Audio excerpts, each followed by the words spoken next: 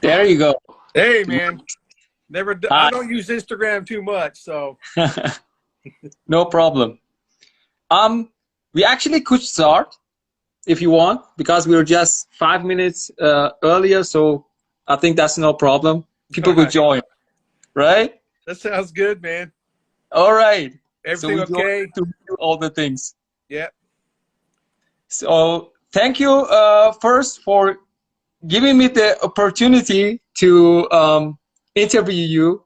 I mean, you're my hero. I was just like, I sent you so I questioned you if you would like to do me the favor and do the interview with me, and I never thought that you would say yeah. You just never I was know, saying right? time. It's just like okay, skip. Thank you very much. Yeah. Actually, usually at this moment, I ask the people to introduce themselves, but I think if you don't know Mark Poole, it's like watching football and don't know who Tom Brady is, right? So people, if you don't know Mark Poole, get up. Well, I'm Mark Poole, so. I mean, you're doing magic since the 90s. You're artist behind many magic cards like Counterspell, Birds of Paradise, Amnesia, Ancestral Recalls, and many others, Balance and stuff. Yeah. And yeah, since then you're artist behind many cards, and still you do Secret Lair. There were some drops. Yeah, it just came out. Yeah. Yeah, and I saw that you like to put your children also in cards. Yeah, I do. You did. I think Balance was your son. Yeah, Balance was my son. And Shadowspear was your daughter. Was my daughter from the con. Yeah. Yeah. Yep. Did you plan this before, or was it just like? No, it just kind of happened. Yeah. I've used them in other projects before. There's been book covers. There's been some stuff done with an EverQuest game in the past. I've used my kids. Matter of fact, when my son was little, I always used them as like hobbits and stuff. So it was great. But Awesome. So we're the Flesh and Blood Europe page. Here I do my contents about cards and the game and the artists as well. So I already have done a couple of interviews with other artists. And yeah, you're for now you're the biggest and most famous artist that I'm interviewing right now. You ever been in Europe? Oh yeah, many times. Yeah, I've been pretty much all over Europe. So in Germany as well. Germany. I've been to Prague. Boy, it's Amsterdam several times. Italy several times. So. All right. Yeah. Nice. We've been talking about your children. Are your children into art as well? Oh, they are. My daughter, I thought she was going to be an artist, but she went more designer, photography style.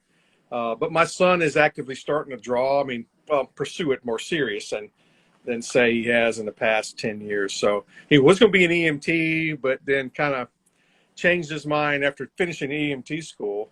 Yeah. And wanted to pursue his passion of drawing and stuff. So we'll see. All right. What was the first thing you taught your children drawing? You remember? Robots. They would sit in the studio with me, and I'd have all this extra paper lying everywhere. So we would just start drawing robots, and I still have a lot of things. Yeah, just wacky robots. Of course, now my daughter would put dresses on them and started naming them after princesses and stuff. But they were drawing robots at an early age. Yeah. Awesome.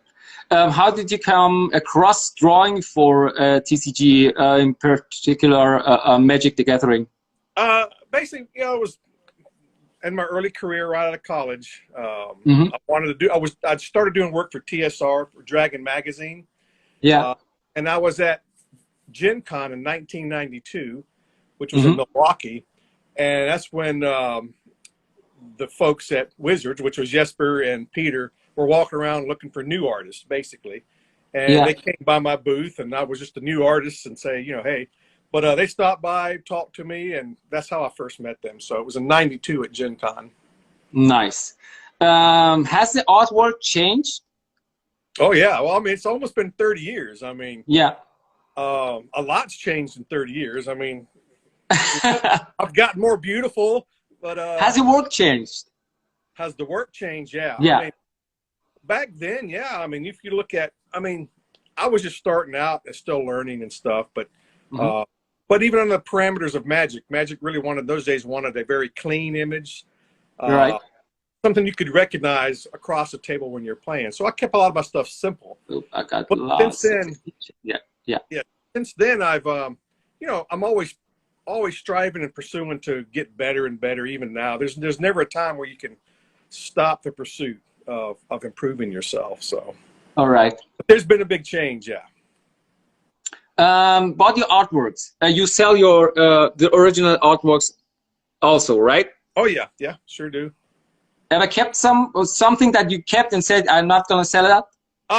Nothing game related. I mean, there's a couple odd pieces. There's a couple of vampire pieces I did back in the day. There's a BattleTech piece maybe, and some gallery, some old stuff, but nothing of high value as far as the paintings go. So. Have you ever regret selling something? No, no. I mean, yeah, you can look at the prices and go, yeah, but at the time when we sold these pieces, we Right. got even back then it was a lot less. Now it was still what we wanted for the piece. It was a fair amount. So I'm like, you know, I was thankful that someone bought that work back then. That was someone actually invested into a young artist. So I thought, hey, it was, you know, it was a good deal for me. It was a great deal for the people that happened to do that. So, you know, more power to them. I'm glad those people did buy stuff in the early days. Mm-hmm. Mm-hmm. Would the Mark Poole of the '90s have a chance today? Woo, that's a hard one. That's really tough. I don't know. I mean, I don't even know if Magic came out now, what would it be? You know, it's a very interesting question. So, Mm-hmm. Not on my Magic work, but if you were to look up maybe some of my Dragon magazine cover work, Right. possibly. Okay. If you would get the chance to redo an artwork, Yeah. what would that be? Man, wow, that's tough. I get that some tough questions. I know. Yeah. Oh, a lot of them, because a lot of them are just. It'd be hard to redo them now, because I kind of have. I've done recreations where I've made it modern. Right. The old '90s style has kind of transcended the simplistic art. It's kind of, you don't think it birds as a very simple piece, but it's an iconic piece at the same time. Right. So if I did it now, it'd be more detailed and convoluted, and it may not be the same essence as the original simpler birds. Yeah. Or the counter spell. Yeah, well, counterspell. I mean, I kind of redid that when they forget the set, but I did cancel. Right. Right. I know that the hand is actually the same. Yeah. Yep. Which artist inspired you most? As far as regular artist, gaming artist, or Regular artist. I've always a fan of Maxwell Parrish Mm-hmm. and N.C. Wyeth, are probably two of my favorite. And of course, going back to Rembrandt, of course. Yeah. Caravaggio, you know, some of the Mm-hmm. old classics. Yeah, those two. So. And from newer ones? A lot of the early TSR guys. I mean, I loved Larry Elmore and Keith Parkinson. Were two Mm-hmm. of my favorites. Michael Whalen, who's book cover artist, just wonderful stuff. Daryl Sweet were some of my favorite book cover artists. So, yeah. Nice. Any favorite artwork? The Lady of Shalott, I guess it's in the London Museum. Right. That's a beautiful piece. And you know what's funny? I always liked Chaos Orb by Mark Tedin. When that one came out and I opened up my Magic cards, that piece just stood out to me. It was just a classic. Right. Think of Magic, I think of a Chaos Orb. Awesome. Now coming back to Flesh and Blood, how did you come across Flesh and Blood? Well, my son, he works in a game shop, and they were talking about it and playing it. So I started looking into it, and I was like, well, this looks kind of cool. Mm-hmm. I knew that Channel Fireball had been doing something with him. So I just contacted him and said, hey, my son plays this. What's going on? What's this about? And are you looking for new artists? And they, responded back or like, hey, so great people. I tell you, just wonderful guys to talk to. So we just kind of hit it off, and they threw some cards my way. So Awesome. Did you choose the cards you wanted to pick, no, or did they no, choose that for you? they threw some at me, and we went from there basically. So Okay.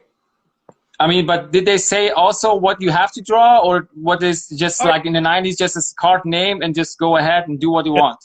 no, they kind of gave these pieces, and they knew what they wanted, wanted to have them about. So they say, like, say, Channel Thunderstep, and then we went through several sketches and revisions and stuff to get this big, massive thunder thing coming through a strange planes. Originally, I had some other wacky things in. I had all these flying monoliths, but it looked like things were just being destroyed too much. So it was too much. So we had to pull it back and scale it to what it was now. So Yeah.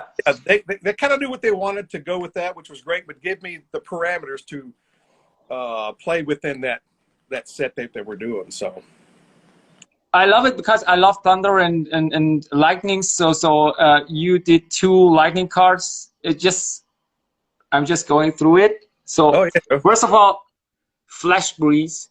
Yep. Can you tell us something about the card and the art? You know what? When I did it, I've got these little superhero posing things that I use to draw from. So I kind of was just holding it up, and when I was drawing it, we wanted an angle where it was looking low and looking further back up in the sky. And it was this thing with snow and lightning, but it was kind of being dark. So it was kind of tough to be, but they wanted more of a negative image of the person. So just Right. drawing from my comic little guy. So Right. that's how that one came about. My favorite and the second piece, Channel Thunder Step. Yeah. I love just this lightning. This is so nice work. I mean, you can't just dive into this art. It's just pretty beautiful. Thanks, man. I love landscapes, of course. I mean, I really do. And the picture's so small, but there's a lot of little in the foreground rocks. There's lightning and glowing within them and stuff, and there's little seed things on these plants that are lighting up too. So yeah, that was just a cool piece. Yeah. What I was missing on this, or maybe it's hidden, is that Mark Poole signature that you always had. Yeah, it's in there. It got cropped. Oh, okay, okay. Yeah, so there's a lot more of that card. I'd say about it goes about a good ways more down and to the left and right. So. All right, okay. And the third one is Toma Forest. Yeah. Yeah. Also very beautiful. And that's also cropped because it goes further to the left and to the right of that image. Yeah. So let's go back from the cards. Was there any critics or negative feelings from Wizards when you just started to work with LSS? No, because a lot of the artists there work for other companies. I mean, they're working for all kind of people. You got people working for Marvel and stuff that actually do art and stuff for Wizards. So that's not a new thing since it's pretty much everyone's freelancing. So no blowback from that. So so everything was good. Yeah. Will be more Mark Poole in the future with Flesh and Blood.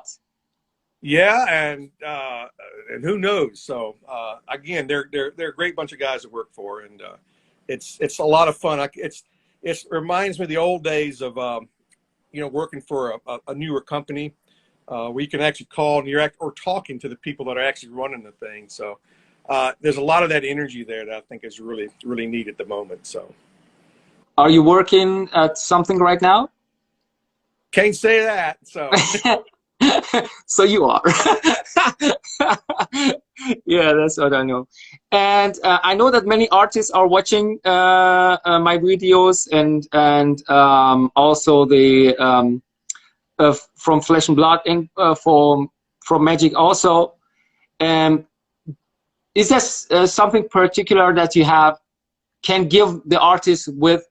And so you say something that they can become better and more successful in their work? Oh man, it's always tough. You know, it's finding your own voice, but Mm, also trying to find your voice within the market that's trying to hire your voice. You know, you can have a great voice, but sometimes that may not fit the company. If you're wanting to work for a company, then you need to find maybe that company's voice and see how yours can fit in with it. And that's always the harder part, because a lot of people don't want to give up their own way of doing things, and that's fine. You don't have to, and sometimes that works out. But some companies have a very strong voice in what they're looking for. So it comes down to awareness and persistence more than anything. do you play yourself something, Uh, TCG? I don't play a lot. I'm learning to play. My son's been we're learning Flesh and Blood. Of course, I'm going to play Magic. My favorite game was Vampire: The Eternal All Struggle. right. It's a great card game. But I don't have a lot of time. If I do have time to play, I play 40K. I play Warhammer 40K a lot. So Mm-hmm. that would be my game of Which hero choice. did you play in Flesh and Blood? Briar, the new Briar set. So I haven't Yeah. learned. Yeah, the meta. She's pretty strong. I Oh, had her in the nationals, and I saw her playing, and she actually won the nationals in Germany also. A okay. very strong deck. Yeah, yeah, she's really strong.